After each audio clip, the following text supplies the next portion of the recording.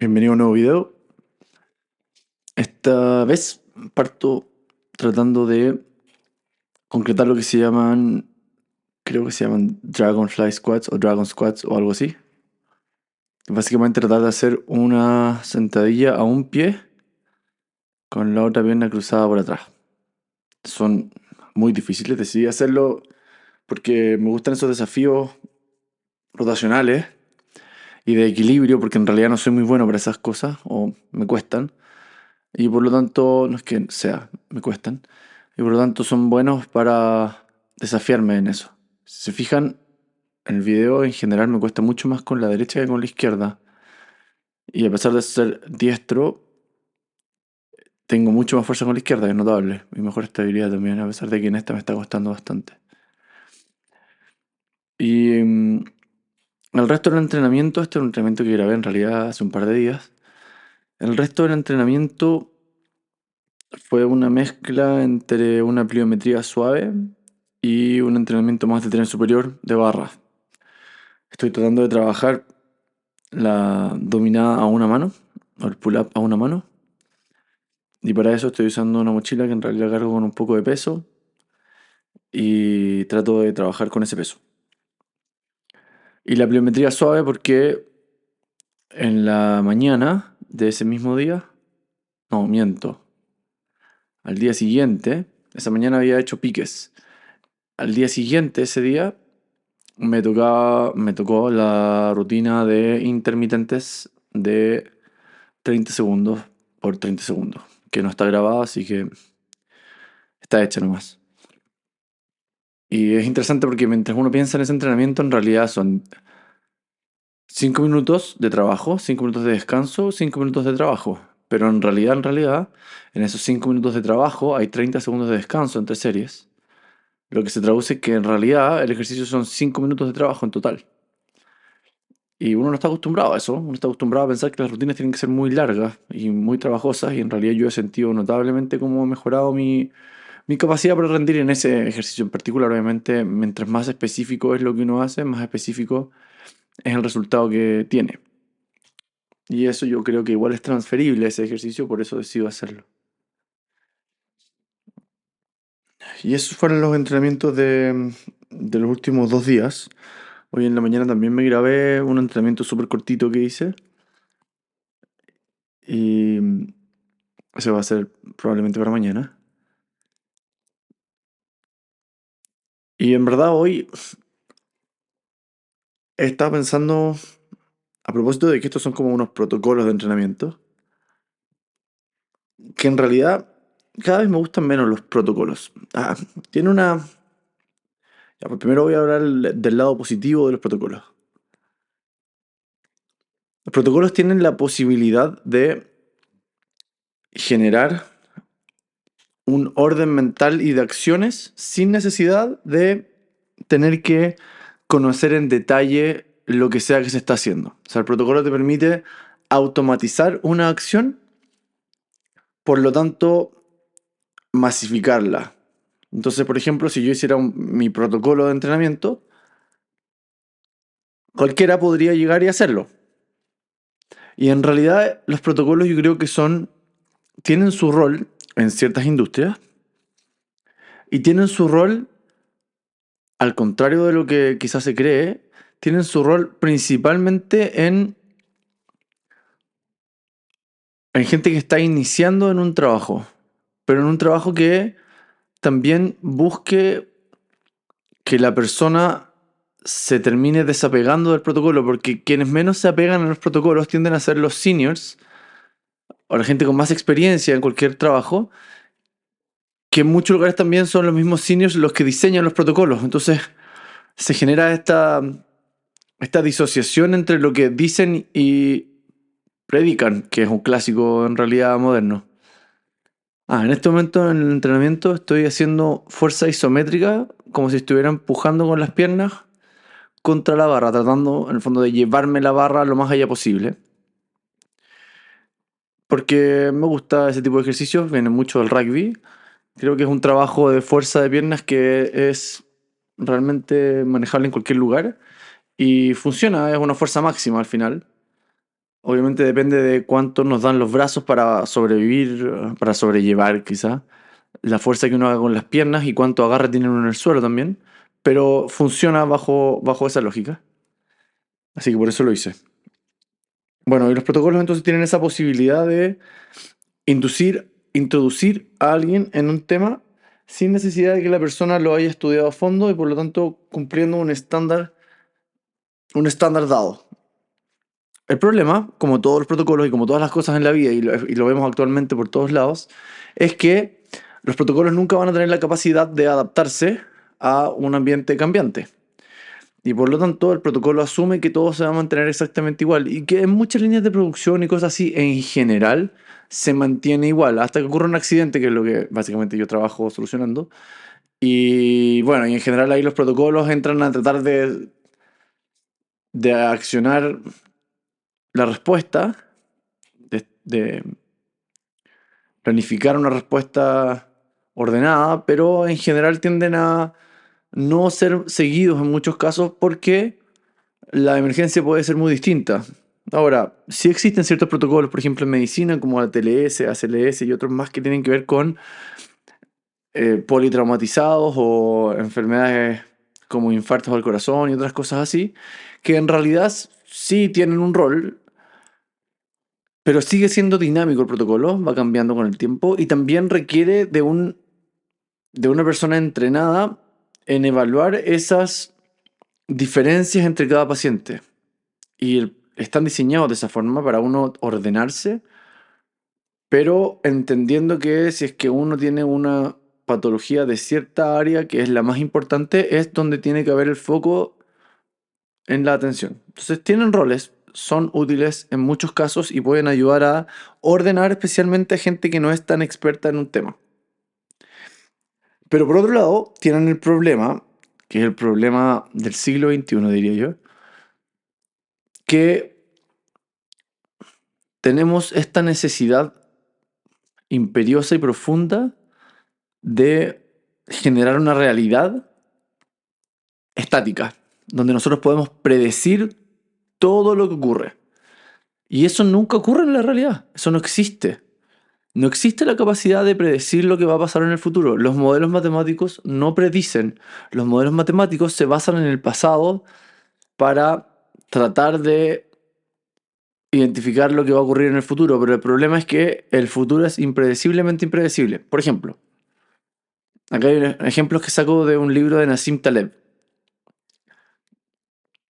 Si yo trato de graficar el bienestar de un pavo, esto está hecho para Estados Unidos, de un pavo antes del Día de Acción de Gracias, que si no me equivoco es el 4 de julio.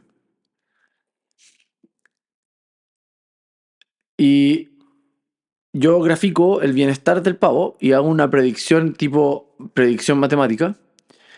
El modelo sería una curva de crecimiento lineal o incluso exponencial que el último día de la vida del pavo, que va a ser sacrificado para ser comido en esa cena, preparado en esa cena, el último día sería el día de mayor crecimiento de la curva y por lo tanto la predicción sería exponencial, hacia las nubes, infinita. O incluso si es que es lineal sería el momento de crecimiento más alto. Cuando la realidad dice que al día siguiente todos esos pavos que están en su mejor momento de bienestar van a morir, que es como probablemente la peor forma de bienestar. Entonces el tratar de predecir el bienestar basado en el pasado es una pésima idea. Y da ejemplos mucho más reales de lo que ha ocurrido, porque él gran parte de su dinero lo hizo entendiendo cómo apostar en el mercado y él apuesta en contra del mercado, siempre. Entendiendo que actualmente por la impresión de dinero y otra serie de cosas hay mucha inflación, está todo mucho más caro, especialmente las acciones están mucho más infladas de lo que deberían y ocurren crisis como la del 2008, donde en básicamente 3 meses se perdió, en los bancos perdieron las ganancias que habían generado en los últimos 50 años. Ese es el nivel de caída que tuvo el mercado. 3 meses, 50 años. Entonces él apuesta siempre en contra del mercado y tiene una política de perder un poco todos los días para que cuando gana básicamente lo que se ganaron los bancos en 50 años en 3 meses. Y por lo tanto, eso te genera dos beneficios. Por un lado, te aseguras que tus pérdidas siempre son chicas porque el mercado sube de forma lenta, nunca sube tan fuerte, pero cae de forma muy brusca. Tus pérdidas siempre son chicas y tu potencial de ganancia es mucho más alto y además te deja esa ganancia en el momento en que todo el mercado está en su peor momento. Por lo tanto, tienes pólvora para quemar en cualquier cosa que quieras comprar. Bueno, esa es la estrategia de Nassim Taleb que yo en realidad me encantaría poder aplicar, pero no tengo los conocimientos todavía para jugar en el mercado de esa forma. Aunque aplico algunos principios. Bueno, esto lo que nos dice, y lo más interesante de esto es cuando uno analiza, no sé, películas como The Big Short o Gran Corto, creo que se llama, no sé cómo se llama en español en realidad, Big Short, que se trata de esta misma crisis. Todos los analistas y toda la predicción del mercado era que esto iba a seguir creciendo de forma descontrolada. Y es lo mismo que vimos recientemente con el COVID, con la impresión de plata descontrolada y el retiro de la AFP y todo el tema. Todo el mundo sacó plata, plata que como el hábito monetario de quien la saca no ha cambiado, porque es plata que aparece de la nada, bonos o retiros o lo que sea, se gasta en lo mismo que se gasta siempre. Y por lo tanto, quienes se beneficiaron de los retiros fueron, obviamente, quienes tienen más dinero porque saben cómo utilizarlo y venden servicios a quienes no saben utilizar el dinero tan bien o quienes tienden a gastar más dinero en estas cosas y por lo tanto la plata siempre con estos retiros y cuando el Estado se mete tiende a fluir hacia quienes tienen más plata. Bueno, nuevamente, con los protocolos en todo tipo de cosas y especialmente en la institución donde yo trabajo, les encanta pensar que lo que se conoce actualmente en medicina está completamente escrito en piedra, que no hay nada nuevo que aprender, que todo lo que sabemos ahora es lo que vamos a saber siempre. Y justo pensando en eso hoy día, principalmente porque cada vez ponen más protocolos y cada vez son más cansadores este tema, porque te coartan completamente la capacidad de trabajar libremente. Si yo no estoy de acuerdo con algo o en general incluyen protocolos de cosas que en teoría son para beneficiar al paciente, pero en la práctica son simplemente papeleo que permite que se escuden legalmente, que es lo más importante, y que además le aumentan el tiempo necesario a la atención que solamente se sostiene porque tienen cada vez más becados y fellows, básicamente gente haciendo la especialidad y subespecialidad, médicos, que están en una situación tan asimétrica de poder que en realidad casi nunca alegan con nadie porque los jefes no están ni ahí tampoco, porque todos pasaron por este mismo tema en su especialización, obviamente con quizá menos protocolo de distintas cosas, pero todos estaban con una carga asistencial excesiva. La beca y la especialidad funciona así, es completamente excesivo la carga de trabajo que tienen que hacer, y especialmente en estas instituciones más burocráticas. Bueno, entonces, a propósito de que justo hoy día, bueno, ahí se me cayó la cámara en la grabación a todo esto y me di cuenta y la fui a modificar. Problemas de ser muy amateur. Y anoche llegó un paciente, por eso estaba pensando esto. Anoche llegó un paciente que tuvo un corte en el brazo y se cortó la principal arteria del brazo y uno de los 3 principales nervios del brazo. Se los cortó completo, además se cortó parte del hueso y varias cosas. Y ante que el paciente sangraba por todos lados, fue un caso súper complejo. Operamos harto rato, pero fue un buen caso para aprender. Pero lo más interesante del caso es que cuando ingresó, bueno, el paciente terminó medio comprometido con CIES, entonces fue difícil cuando nosotros lo tomamos porque nosotros no estábamos en urgencia, nosotros estábamos en pabellón. Cuando nos llevaron el paciente a pabellón ya era muy difícil examinarlo porque llevaba mucho rato, le habían puesto una isquemia en el brazo como una especie de torniquete, que le sacábamos y todo el tema. Entonces, era muy difícil evaluarlo, pero cuando se corta un nervio, lo que pasa es que se pierde bruscamente la sensibilidad y la capacidad de movimiento de una zona. O sea, eso es lo que hacen. Básicamente es como que se corte la luz. Simplemente esa zona se queda sin luz. Y no funciona tanto como para iluminar, que sería lo sensitivo, como para utilización así como abrir un portón, usar el microondas o lo que sea, la cocina, lo que sea. Eso es lo que hacen los nervios. Entonces, este paciente, a pesar de que estaba cortado el nervio y la arteria, que la arteria es básicamente la arteria que lleva el 90% de la sangre del brazo, tenía la mano todavía irrigada. Esto es como que hubiera cortado la manguera, pero todavía esté regando el regador que está conectado. No entendemos muy bien cómo. Probablemente es lo que se llaman colaterales, que son otras arterias que pasan por el lado, y que tenía algún tipo de unión con las arterias principales más abajo del corte. Pero en realidad no estamos muy seguros cómo funciona. O sea, por qué ocurrió. Y lo mismo con el nervio. El paciente todavía sentía en la mano, a pesar de que el nervio estaba completamente cortado, excepto por una huila de fibra que quedaba por ahí. Y hoy cuando lo fuimos a ver, bueno, ya le hicimos la cirugía, le corregimos la arteria, le corregimos el nervio, le pusimos un injerto entre medio del nervio para que repare más, con menos tensión, todo el tema. Y hoy cuando lo fuimos a ver, el paciente movía la mano en un territorio que, para que se entienda, el injerto no transmite, no es como arreglar el cable de la luz. Lo que pasa con esto es que tiene que regenerar a través del injerto. El injerto es como que hubiera permitido que se empiece a crear nuevo cable por dentro. Y ese cable se genera a una razón de 1 milímetro al día más 1 milímetro por mes en cada unión del nervio. O sea, para llegar desde donde estaba en el brazo a la mano, quizá no llegue nunca, pero tiene que pasar, no sé, unos 6, 8 meses fácilmente. Son 40 centímetros más los 2 meses de la zona de unión. 6 meses, 8 meses fácil. Y el paciente hoy movía la mano. Y movía la mano en el territorio que está el nervio cortado, completamente cortado. Y yo le decía a la doctora, que es la jefa del equipo, que es una máquina, ¿cómo lo explicamos? Y me dice, no, en verdad no tengo idea. Porque lo que le quedaba era menos de un 10% del nervio y por lo tanto no me da para este nivel de movimiento. Simplemente no sé por qué puede seguir moviendo la mano y además sentía. O sea, es realmente algo impresionante. Y eso es lo que pasa. Esa es la realidad de la ciencia, la realidad de la medicina, la realidad de los pacientes, la realidad de la vida. Que mucho de lo que creemos que está escrito en piedra realmente no lo está, pero profundamente no lo está.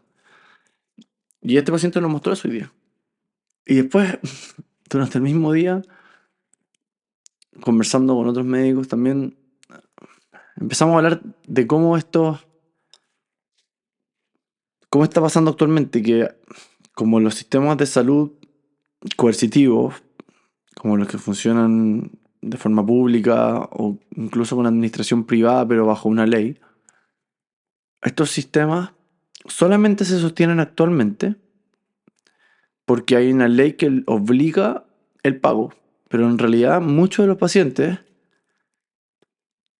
no elegirían atenderse bajo esas condiciones. Ni tampoco estas entidades tendrían la capacidad de crecer de la forma en que lo hacen porque esta ley simplemente asegura un financiamiento. Quizá un año un poco más grande, un año un poco más chico porque se van una empresa entre uno y otro, pero en realidad son 3 actores reales, o 4 si uno quiere ser.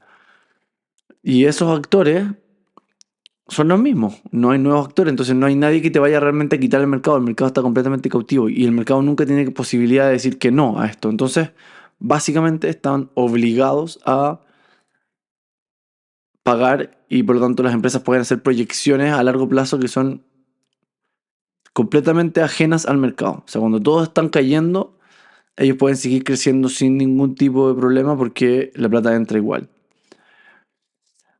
Y claro, en este afán de que la administración de estos recursos que se entienden realmente que son coercitivos, públicos, como quieran decirlo, pero con una administración privada, te genera como un dilema moral que por lo tanto te empuja hacia la hipereficientización de los recursos.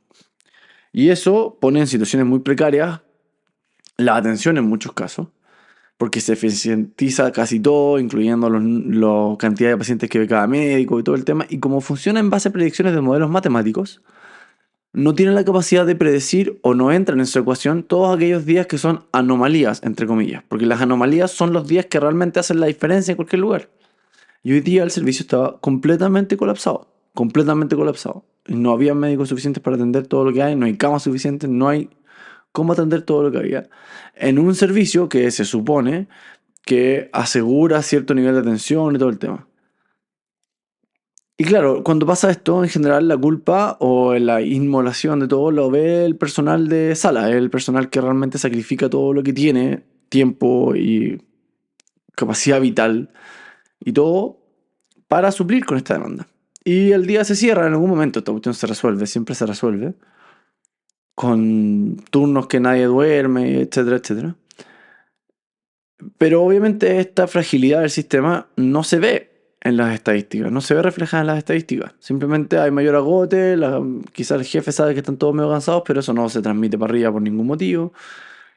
Y termina en que esta fragilidad se empieza a acumular en el sistema. Y esto es algo que también Nassim Taleb habla.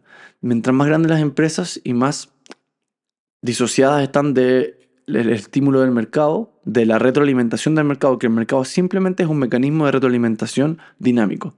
Eso es todo.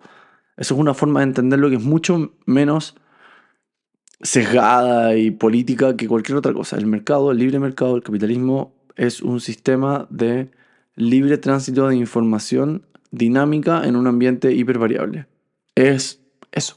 Bueno, cuando estas empresas están completamente disociadas del mercado, lo que eso se traduce en que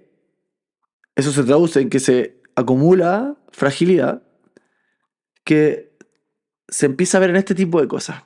En que, por ejemplo, el estamento médico en la urgencia no está contento. Y probablemente la gerencia no tiene la menor idea, o si es que tiene alguna idea al respecto, piensa que es simplemente porque los médicos son arrogantes, poco comprometidos, o una serie de calificativos. Y pasa que, por ejemplo, las áreas administrativas crecen y crecen y crecen. Y esto va acumulando fragilidad en que también, por ejemplo, los especialistas y los jefes y todo dependen completamente de los becados. O sea, si no hay becados, el servicio en realidad les significa una sobrecarga gigante a todos los médicos de planta. Pero no lo ven. Y eventualmente, y esta es la gracia de los sistemas dinámicos, eventualmente ocurre algo que es imposible de predecir. Yo les decía hoy día, o sea, mi teoría es que, no sé, puede que aparezca un presidente mucho más libertario un día y decida derogar todas estas leyes obligatorias para que el mercado funcione de forma libre y el financiamiento que tenían asegurado desapareció y por lo tanto todo esto, este, esta masa administrativa que no cumple ningún rol real en lo que la empresa hace, simplemente están ahí para sacarse premios que se otorgan ellos mismos. Porque claro, el Best Place for Work lo consultan solamente con con los ingenieros comerciales o entre toda la parte administrativa y salen los mejores lugares para trabajar. Y de los médicos es terrible. Y así. Bueno, no quiero alegar tanto tampoco porque al final la cuestión es chata, pero es un problema. O va a pasar alguna otra cosa, va a haber una demanda colectiva por qué sé yo qué tratamiento que estaba protocolizado y que después sale un paper que demuestra que era mucho más perjudicial que beneficioso y todo ese protocolo entonces los hace lábiles legalmente a todos por haberle hecho lo mismo, bla, bla, qué sé yo. Alguna cuestión va a salir en algún momento, que es impredecible. Y es impredecible cuánto también. Puede que esto se demore 100 años, puede que sean 2 días, puede que sean 6 meses, nadie sabe. Pero eventualmente va a pasar. Y lo que va a pasar en ese momento es que una institución que cumple un rol importante, cuyos trabajadores en general, incluida la alta gerencia y todo, tienen una idea y un compromiso con lo que hacen potente, pero que por esta ceguera intelectual de los planificadores centrales, de los que están arriba planificando, no ven que con este aumento de fragilidad interna y este exceso de protocolos, eventualmente cuando caiga esto va a ser tan fuerte la caída que no va a haber forma de recuperar. Y va a colapsar la empresa y va a tener que o partir de cero o quebrar. Y eso es lo mismo que pasa en realidad cada vez más en el país. Y yo creo que es una consecuencia de una erosión cultural y de la inflación y de una serie de otras cosas. Pero cada vez pasa más en el país que en el mundo y en Latinoamérica especialmente, que todas las instituciones privadas o públicas, todas las empresas privadas o públicas, tratan de sacar mayor ganancia con el mismo o menor esfuerzo. Y hay como una completa fijación con eso, con la cantidad de dinero que pueden sacar de una situación. Y eventualmente eso también fragiliza el sistema. Y como hablaba en otro capítulo, mientras más presión hay desde el mercado, desde la inflación, desde los estímulos negativos sociales, culturales, hacia una cultura de la inmediatez, de la incapacidad de aguantar reveses, de soportar dificultades, de hacer algo que valga la pena más allá de el retorno inmediato. Mientras más se estimule eso, más difícil va a ser que esto no colapse.